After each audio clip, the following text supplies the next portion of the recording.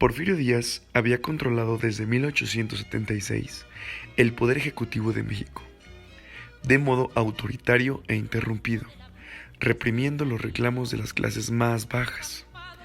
Durante su mandato, llamado Porfiriato, la economía mexicana había crecido bajo el lema orden y progreso, a expensas de la sobreexplotación de los obreros, los campesinos y los recursos naturales. También aumentó nuestra dependencia de otros países.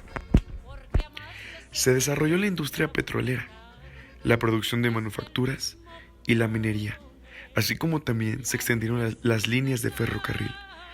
Pero todas estas actividades estaban manejadas por empresas principalmente estadounidenses, mismas que habían invertido sus capitales atraídos por los beneficios otorgados por la administración de Díaz, quien aceptó que compañías extranjeras se apoderaran de las principales tierras agrícolas.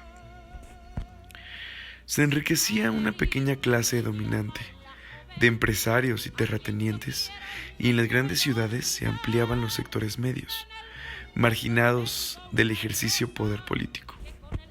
Durante este periodo, los conflictos políticos se incrementaron como resultado de la permanencia en el poder de Díaz, así como también los movimientos sociales fueron cada vez más grandes. En el año 1910, el presidente Porfirio Díaz contaba ya con la edad de 80 años. En el Congreso y en el Poder Judicial, la vejez de los diputados y jueces era notable. Así como en el Ejército Federal, no era nada raro encontrar generales de más de 80 años. El más joven de todos era Limantour, con 57 años, pero como desde 1893 era el secretario de Hacienda, se le consideraba el más veterano del gabinete. El Plan de San Luis, redactado por Francisco I. Madero, mediante el cual desconocía la reelección de Díaz, llamando al pueblo a levantarse en armas y prometiendo a los campesinos la restitución de sus tierras, proclamando además el lema de sufragio efectivo y no reelección. El plan se difundió rápidamente, apareciendo grupos armados a favor de Madero, por lo que el 20 de noviembre de 1910 se levantaron en contra de Porfirio Díaz. ¿Quiénes? Doroteo Arámbula, mejor conocido como Pancho Villa, y Pascual Orozco en Chihuahua, seguido de los de Puebla, Coahuila y Durango. En enero de 1911, los hermanos Flores Magón se alzaron en armas en Baja California. Emiliano Zapata, por supuesto, encabezó a los campesinos de Morelos, que reclamaban sus derechos sobre la tierra y el agua.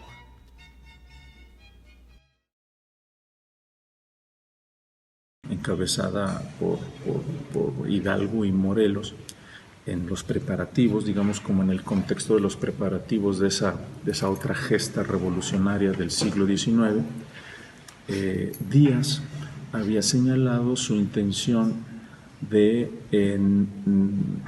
estar ya preparado el país para una transición democrática en la cual él no intervendría, ¿no? Bueno, esto me parece a mí también ilustrador del modo en el que muchos gobernantes anuncian estar ya preparados para la alternancia en el poder, la vía democrática, pacífica hacia la transformación. Y creo que lo más importante de todo esto es también reconocer una cuestión, ¿no? Cómo mirarnos con los ojos del pasado y proyectarnos hacia la luz del futuro, hacia el porvenir, ¿no? Creo que esa es la gran enseñanza de ese movimiento histórico.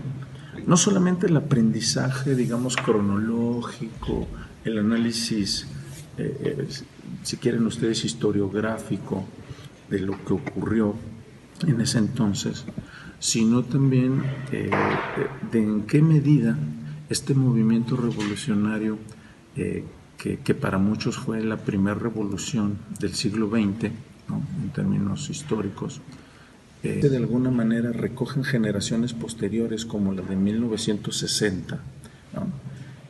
Este elemento idealizante es algo de lo que también necesitaríamos aprender de cara ya a la tercera década del siglo XXI, es decir, la posibilidad de hacer frente a las vicisitudes que se plantean en un porvenir a todas luces incierto. Y creo que aprender de la práctica que tuvieron hombres, mujeres, niños, ancianos en ese momento, desde luego no solamente en el escenario del caudillismo, ¿no?, de los grandes personajes que construyen la historia, sino del abajo social que participó en la forma en que lo hizo, debe de ser síntoma también, me parece a mí, de un aliento, ¿no?, de un aliento, de un conocimiento que incluso ya se tiene de esas gestas heroicas. Es decir, que tenemos que volver la mirada hacia ese pasado, hacia esos hombres, esos jóvenes, mujeres, niños, etcétera, que participaron en la gesta y cómo pudieron hacer frente a uno de los episodios más dramáticos de la historia de nuestro país.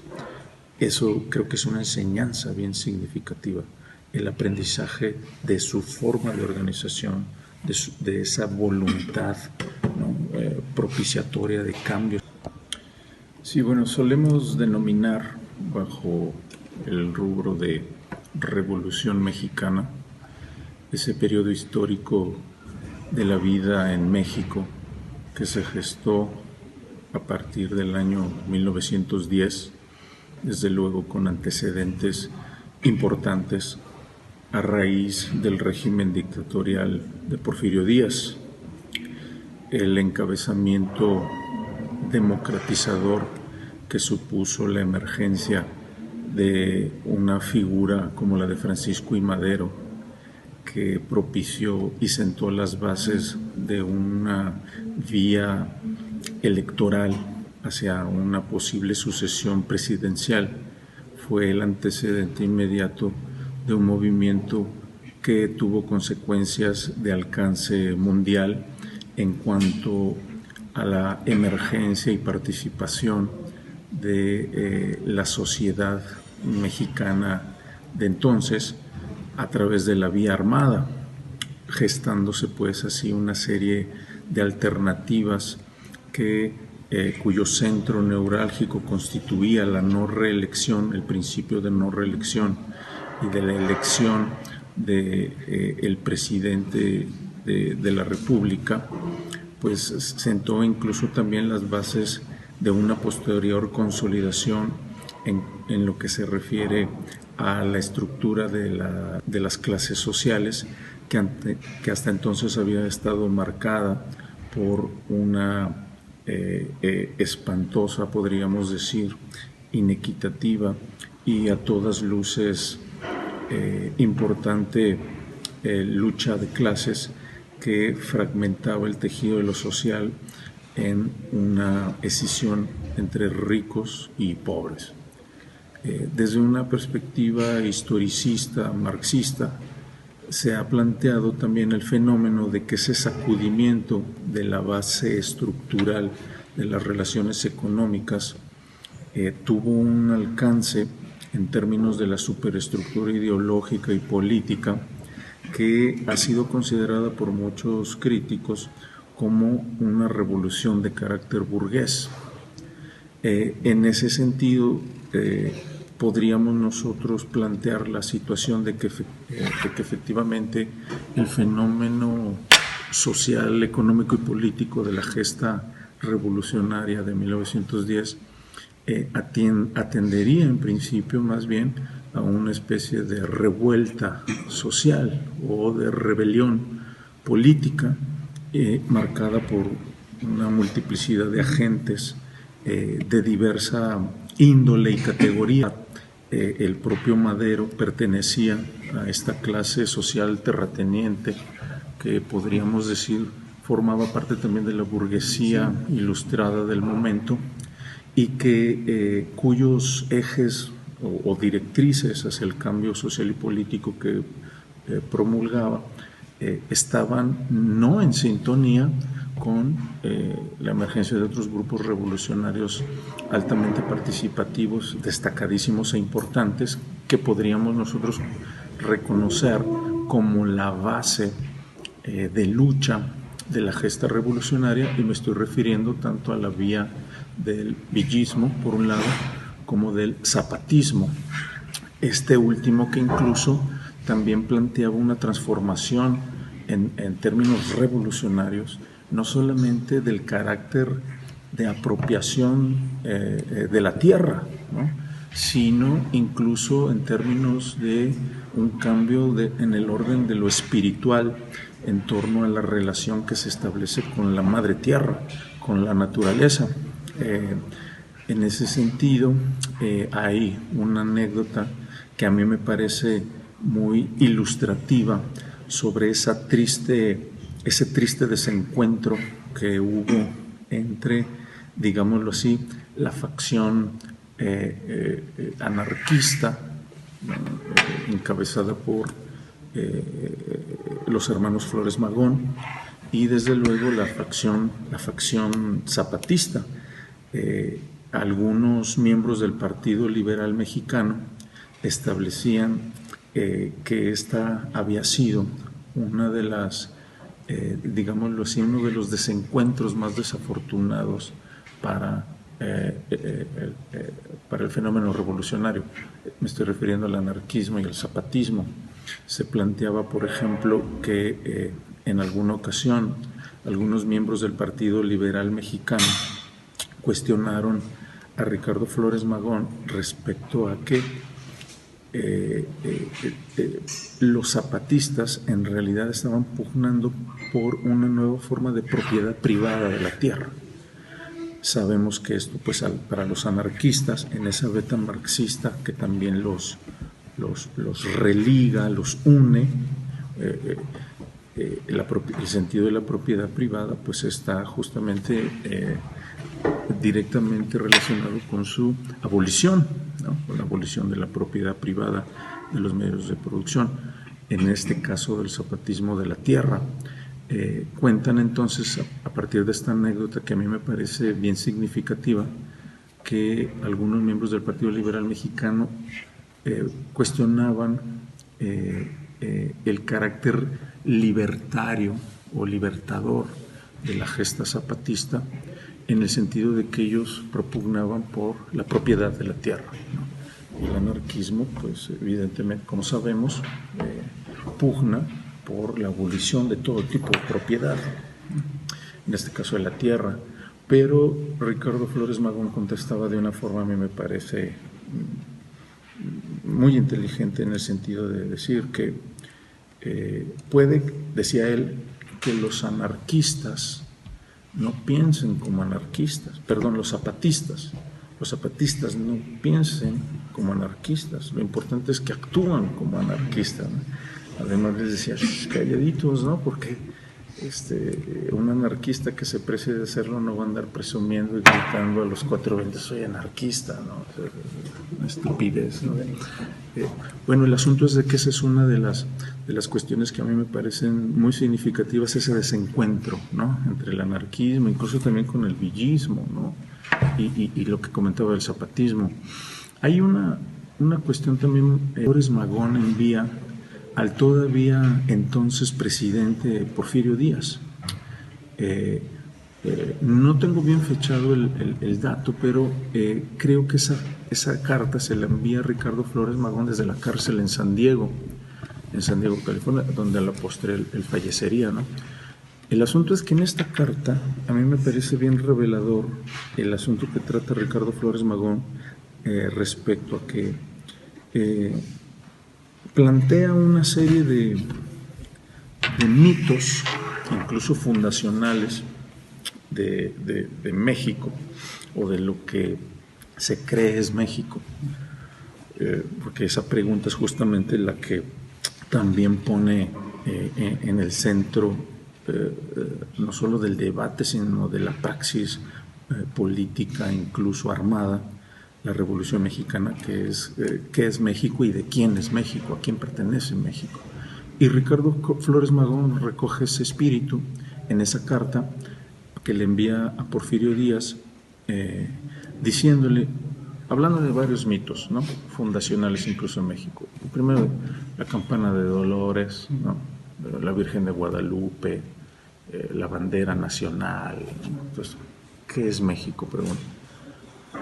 Entonces le plantea uno de esos varios mitos, Ricardo Flores Magón, en su epístola a Díaz, y termina diciendo, pero el mito más grande, sí les mencionaba que otro aspecto que también me parece bien significativo de esta gesta, como elemento iluminador y de aprendizaje a las generaciones actuales, sobre todo los jóvenes, es plantearnos la pregunta de qué estarían pensando los jóvenes ahora como ustedes en ese momento para preferir la vía armada, ¿no?, que el simple nihilismo acomodaticio imperturbable, ¿no?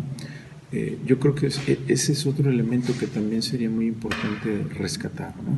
Y no solamente, desde luego, en términos de lo que pensaban, sino efectivamente de lo que vivían, ¿no? Cuáles eran las condiciones materiales de reproducción de su vida, ¿no?, que tenían que efectivamente trasladarlos al escenario de lo bélico, ¿no?, de la vía armada, de la violencia. Recordemos que ha sido el mismo Marx quien ha dicho que esa contradicción entre, por un lado, el grado de desarrollo de las fuerzas productivas, pensemos ahora en la tecnología, y por otro, la agudización de la contradicción entre las relaciones sociales de producción, entre ricos cada vez más ricos y pobres cada vez más pobres, y una franja intermedia de una población temerosa de huir, pero sin saber de qué y hacia dónde, es algo que nos tendría que poner en el derrotero existencial, diría yo, para incluso saber de qué manera se podrían sortear las ya de por sí lamentables condiciones en las que buena parte de la juventud se encuentra en la actualidad. Consecuencias de la Revolución Mexicana. La Revolución Mexicana dejó diferentes consecuencias, tanto positivas como negativas, a lo largo de su desarrollo y desenlace. No obstante, la consecuencia más importante fue el derrocamiento de la dictadura de Porfirio Díaz. Otra de las consecuencias importantes fue la promulgación de la Constitución de 1917, en la cual se estableció la reforma agraria, el derecho de la expropiación de las tierras por parte del Estado para ser devuelta a los campesinos. Asimismo, se restablecieron los derechos de los campesinos y obreros, al establecer el salario mínimo y una jornada laboral de 8 horas por día. De esta manera, se buscó respetar y proteger los derechos de los trabajadores, lo que a su vez debilitó el caudilismo en México. Por otra parte, se le restó poder político a la Iglesia, se permitió la libertad de culto y se expandió y reforzó el sistema educativo.